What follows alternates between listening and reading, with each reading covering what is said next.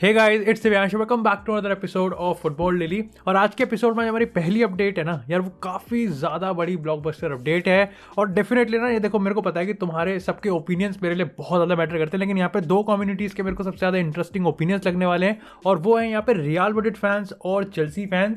अब story actually में यहाँ पर ये है कि according to some reports in Spain, आने वाले टाइम में रियल मैड्रिड और चेल्सी ईडन हजार्ड के एक सीजन लॉन्ग लोन को लेके नेगोशिएट कर सकती है। यानी कि जो अपकमिंग सीजन होगा, सीजन 2022 और 23 का, उसमें यहाँ पर ईडन हजार्ड चेल्सी में जा सकते हैं। देखो यार, ये देखो इंटरेस्टिंग इसलिए क्योंकि मेरे को अभी भी नहीं पता कि रियल मैड्रिड की जो कम्युनिटी है ना, वो किस तरीके से ईडन हजार्ड के स्पेल को देखती है, और क्या उनके लिए बैड मूव है या गुड मूव है। और डेफिनेटली फॉर चेल्सी, जो कि कहीं ना कि ठीक है, आप इमोशनल पर्सपेक्टिव से आप बहुत कुछ पॉजिटिव सोच सकते हो, लेकिन you have to be logical when you are doing business. और ऐसे में मेरे को नहीं पता कि चेल्सी के फैंस इस चीज़ को कैसे रिसीव करने वाले हैं। सो do let me know in the comment section. लेकिन इसी के साथ अगर बात करें इस डील की कॉन्स की, यानी कि कौन से वो रीज़न है जहाँ पे मेरे को लगता है कि कहीं ना कहीं डील ना थोड़ी सी कमज़ोर पड़ती हुई दिख रही है। सबसे पहला रीज़न आता है, क्या यहाँ पर ईडन हजार्ड के टैंक में वो पावर, वो कैपेबिलिटी अभी भी बची है कि that he can actually perform at that Chelsea level. And definitely यार, चेल्सी सीजन बाय सीजन कहीं ना कहीं उनका स्टेटस बड़ा भी होता जा रहा है, और कहीं ना कहीं उनका गेम भी इंप्रूव होता हुआ जा रहा है। एंड डेफिनेटली आने वाले टाइम में they are going to compete for champion league, premier league and every single title that is available. लेकिन इसी के साथ जो दूसरा होगा ना, वो यहाँ पर है कि चेल्सी को क्या सही में ईडन हजार्ड की ज़रूरत है। अब देखो यार, इस चीज़ का ना मैं आपको ऐसा बताता हूँ, यहाँ पर आपको इमोशनल पॉइंट ऑफ व्यू ना थोड़ा सा साइड में रखना पड़ेगा, क्योंकि हम उसको पॉजिटिव में काउंट करेंगे। यहाँ पर आपको बिजनेस पॉइंट ऑफ व्यू से समझना पड़ेगा, क्योंकि कैलम हडसन-ओडोई आपके पास है, आपके पास पुलिसिच है, आपके पास Havertz, Timo Werner, Lukaku, Ziyech, आपके पास सारे इस समय कहीं ना कहीं अवेलेबल है। और ऐसे में क्या ईडन हजार्ड इन टॉप सुपरस्टार के साथ कंपीट करने के लिए रेडी है या नहीं है। लेकिन इसी के साथ अगर बात करें प्रोस की, कौन से वो रीज़न है जो कि इस डील को बहुत ज़्यादा पॉसिबल और बहुत ज़्यादा स्ट्रॉन्ग बनाते हैं। सबसे पहला है कि यहाँ पर अकॉर्डिंग टू रिपोर्ट्स, जो ईडन हजार्ड की रियलिस्टिक एक्सपेक्टेशन होगी ना, और जो सैलरी एक्सपेक्टेशन होगी, वो काफ़ी ज़्यादा रियलिस्टिक होने वाली है। यानी कि देखो, एक चीज़ होती है ना, गैरेथ बेल की अगर हम बात करें, no offence to Gareth Bale, लेकिन आपको पता है कि अगर गैरेथ बेल इस समय किसी क्लब में भी जाएगा तो आई हार्डली बिलीव कि वो अपनी जो सैलरी है वो लो करेगा। इवन ही नोस कि वो परफॉर्म अच्छा नहीं कर रहा है, उसमें वो कंसिस्टेंसी नहीं है, अब कहीं ना कहीं उसमें वो स्पार्क नहीं है जिस स्पार्क के लिए वो जाना चाहता था। लेकिन यहाँ पर कहीं ना कहीं ईडन हजार्ड का जो केस है ना, वो थोड़ा डिफरेंट है। एंड ऐसे में रिपोर्ट बता रही है कि ईडन हजार्ड को पता है कि सिचुएशन उसके हिसाब से नहीं है, तो यहाँ पर वो सैलरी में एडजस्ट कर सकता है। दूसरा पॉइंट यहाँ पर यह है कि द इमोशनल जो रियूनियन होगा ना, वो मैटर करता है। क्योंकि देखो, आई थिंक कहीं ना कहीं ईडन हजार्ड अगर किसी क्लब में जाना चाहेगा प्रीमियर लीग में, तो आई थिंक सबसे पहले वो चेल्सी होगा।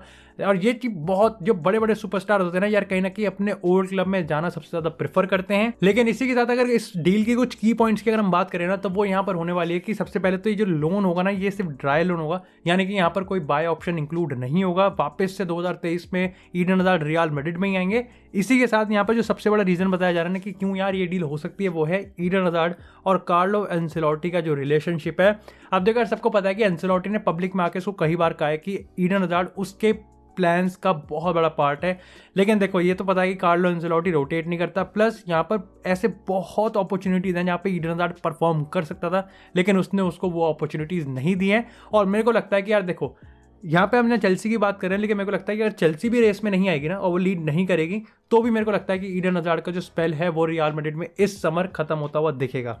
लेकिन इसी के साथ यार अब बात करते हैं एक बहुत बड़ी ब्लॉकबस्टर स्टोरी की, और वो है किलियन एम्बापे, पीएसजी और रियल मैड्रिड। और आज की इस एपिसोड में ना, हम लोग 3 इंडिविजुअल्स की बात करने वाले हैं, एम्बापे की खुद की, एम्बापे की मदर की, और एम्बापे की एडवाइज़र या फिर आप कह सकते हो कि लॉयर की। अब देखो यार, एम्बापे की मदर का जो फाइजा लमारी है, उनके हिसाब से, यहाँ पे रिपोर्ट्स के हिसाब से, उनका यहाँ पर ये मानना है कि वो चाहती है कि एम्बापे पीएसजी के साथ अपना कॉन्ट्रैक्ट रिन्यू करें। और इसके पीछे का रीज़न ये कि दिस इज़ वो शो करना चाहते हैं कि नहीं भाई, हमको पता है कि पीएसजी ने एम्बापे के लिए बहुत कुछ किया है, और ऐसे में हम पीएसजी के साथ कॉन्ट्रैक्ट रिन्यू करके एक तरीके से ग्रैटिट्यूड शो करना चाहते हैं। ये यहाँ पर एम्बापे की मदर का मानना है। अगर बात करें एम्बापे की लॉयर का, एडवाइज़र का, तो उनका यहाँ पर यह मानना है कि अगर एम्बापे को अपना ब्रांड, अब एम्बापे को अपना स्टेटस एज अ प्लेयर अगर उसको बहुत बड़ा बनना है, तो डेफिनेटली यहाँ पर रियल मैड्रिड उसको ज्वाइन करना ही पड़ेगा। शी बिलीव्स कि अगर रियल मैड्रिड की जर्सी एम्बापे पहन लेता है तो उसकी ब्रांड की वैल्यू बहुत ज़्यादा होगा, और एम्बापे का जो करियर है वो कहीं ना कहीं बहुत ज़्यादा स्काई रॉकेट होगा। अब बात करते हैं यहाँ पर खुद एम्बापे की, जो कि डेफिनेटली सबसे ज़्यादा इंपॉर्टेंट और सबसे ज़्यादा मैटर करता है। तो भाई अकॉर्डिंग टू रिपोर्ट्स एम्बापे ने लॉकर रूम में अपने प्लेयर्स को बता दिया है, अपनी टीममेट्स को, कि अब नहीं तो अगले समर वो रियल मैड्रिड की जर्सी ज़रूर पहनने वाले हैं। अब इंटरेस्टिंग यहाँ पर यह है कि इट इज़ दिस समर और नेक्स्ट समर, यानी कि अगेन कहीं ना कहीं स्टोरी में ना घूम फिर के वो थोड़ा सा वो रियल मैड्रिड के जो होते हैं ना कि चुल मच जाती है, कि उनको चुभाने के लिए कुछ ना कुछ वो चुल हो जाती है कि यार ये शॉर्ट टर्म कॉन्ट्रैक्ट एक्सटेंशन का जो मामला है ना, ये कहीं ना कहीं अब पीछा नहीं छोड़ रहा है। पहले था कि नहीं हम तो इसका करियर यहीं करेंगे, लेकिन अब जब से शॉर्ट टर्म ये एक्सटेंशन का वर्ड इंट्रोड्यूस हुआ है ना स्टोरी में, तब से दिमाग ज़्यादा घुमा हुआ है कि क्या शायद से PSG अनथिंकेबल कर सकती है। सही में रियल मैड्रिड को भाई मुंह की खानी पड़ जाएगी अगर एम्बापे यहाँ पर कहीं ना कहीं शॉर्ट टर्म कॉन्ट्रैक्ट एक्सटेंड कर लेता है। हाउएवर इसके चांसेस मेरे को लगता है 5% से भी कम है। लेकिन एक इंटरेस्टिंग सवाल है मेरा रियल मैड्रिड के फैन से, मैं भी खुद रियल मैड्रिड का फैन हूँ। डू यू रियली थिंक कि यहाँ पर एम्बापे को रियल मैड्रिड की ज़्यादा ज़रूरत है या फिर रियल मैड्रिड को एम्बापे की ज़्यादा ज़रूरत है? मैं यहाँ पर स्पोर्टिंग सेंस में कह रहा हूँ और किसी सेंस में नहीं कह रहा। लेकिन इसी के साथ यहाँ पर बात करते हैं एक और बड़ी ब्रेकिंग और ब्रेक थ्रू ट्रांसफर रिपोर्ट की, और ये आती है यहाँ पर लीड्स यूनाइटेड के विंगर रफीनिया से। देखो 2 क्लब्स ऑलरेडी रेस में हैं, एक है बायर्न म्यूनिख और दूसरी है यहाँ पर लिवरपूल। अब देखो बायर्न म्यूनिख के रिगार्डिंग जनवरी ट्रांसफर विंडो में बहुत बड़ी रिपोर्ट्स आई थी कि भाई बायर्न म्यूनिख 50 में लेके जा रही है इसको, लेकिन अभी भी ऑफिशियल ऑफर टेबल पे नहीं है बायर्न की तरफ से। ऐसे में लिवरपूल लुइस डियाज को ऑलरेडी लिया है, लेकिन they are in that zone की वो रफीनिया को लेके आ सकते हैं। साला का आप कह सकते हो कि साला का यहाँ पर उसको कहीं ना कहीं उनको एक साला का सेकंड ऑप्शन, साला का ऑल्टरनेटिव चाहिए कि साला को अगर रेस्ट करना पड़े। लेकिन ऐसे में अब यहाँ पर कहीं ना कहीं आप कह सकते हो कि अनऑफिशियल इस चीज़ को कंफर्म कर दिया गया कि चेल्सी भी यहाँ पर अब इस रेस में एंटर कर चुकी है। और इंटरेस्टिंग चीज़ यहाँ पर यह है कि जिसका प्राइस 50 से 55 मिलियन का बताया जा रहा है ना, अगर लीड्स यूनाइटेड एक्चुअली में रेलीगेट हो जाती है ना, तो ये प्राइस सिर्फ 25 और 30 मिलियन के बीच का रह जाएगा। हाउएवर मेरे को लगता है कि अगर लीड्स यूनाइटेड रेलीगेट भी नहीं होती ना, तो मैं रफीनिया को लीड्स यूनाइटेड में इस सीजन के बियॉन्ड नहीं देखता। अब चाहे वो चेल्सी हो, चाहे वो लिवरपूल हो, चाहे वो बायर्न हो, ये अभी देखना पड़ेगा। वैसे रेस में बार्सिलोना भी कहीं ना कहीं एंटर कर रही है, बट स्टिल चेल्सी टॉप है इस समय और रेस में सबसे ज़्यादा आगे है। लेकिन इसी के साथ यार बात करते हैं एक और बड़ी ब्लॉकबस्टर अपडेट की और स्टोरी की हम कह सकते हैं, और वो है यहाँ पर अर्लिंग ब्रॉट हालैंड की, मतलब व्यूज़ की। लेकिन इंटरेस्टिंग स्टोरी पता है क्या है?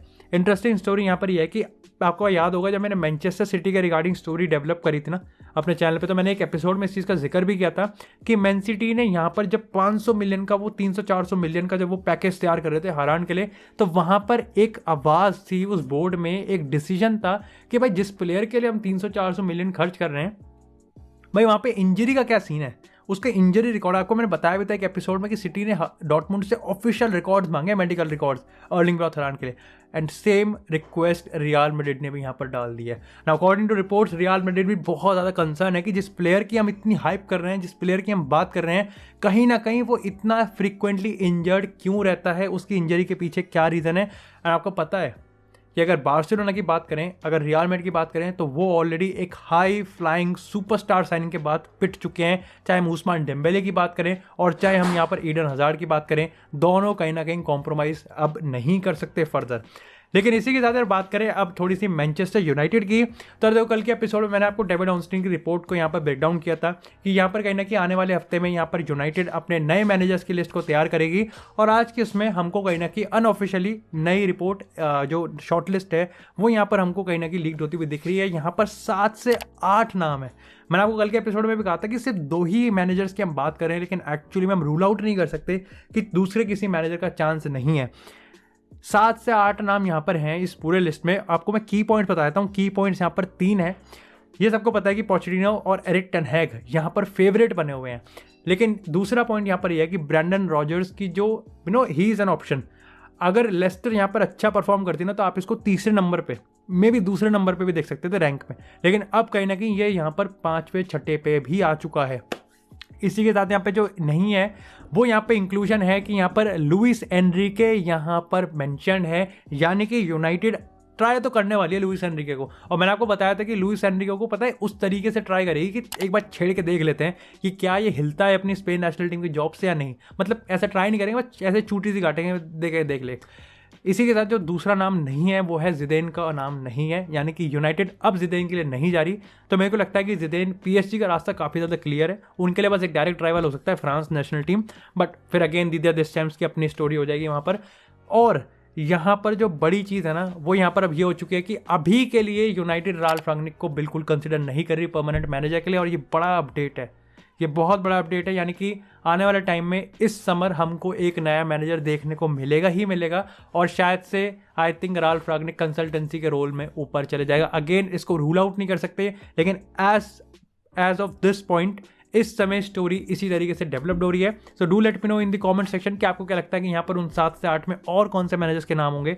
देखो पोचेटिनो है पहला, उसके बाद एरिक टेन हैग है, ब्रेंडन रॉजर्स है, लुइस एनरिके हैं, 4 ही हो गए। उसके बाद यहाँ पर मेरे ख्याल से ग्राहम पॉटर होगा, यार 5 ही हुए तो, बाकी इसका मतलब 2 या 3 मैनेजर्स और हैं जिनका अभी हमें नाम याद नहीं आ रहा। So do let me know in the comment section. बाकी that's it for this episode guys. I hope आपको एपिसोड पसंद आया तो एपिसोड को लाइक करें, चैनल को सब्सक्राइब करें। आपको इसी तरह फुटबॉल से रिलेटेड एक्सक्लूसिव कंटेंट इस चैनल में मिलता रहेगा। तब तक के लिए stay tuned, stay safe, and I will see you in the next episode.